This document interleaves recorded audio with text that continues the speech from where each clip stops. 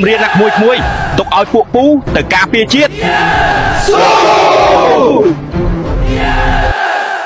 ឆ្ងល់ដល់ហើយ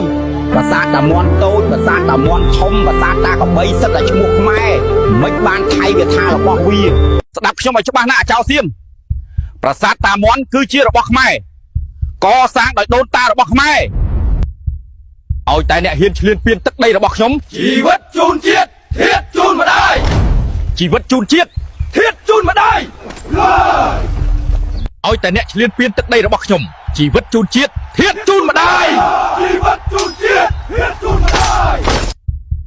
តបយើងត្រៀមខ្លួនរួចហើយឬនៅត្រៀមរួចហើយតបខ្មោចពួកខ្ញុំក៏ត្រៀមរួចហើយដែរចិត្តជាកូនប្រុសមិនចោះចាញ់ជាដាច់ខាតស៊ូ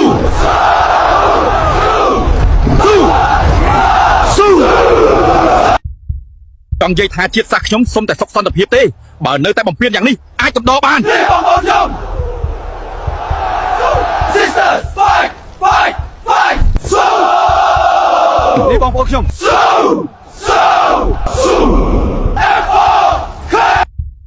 កម្ពុជាចង់បានតែសុខទេ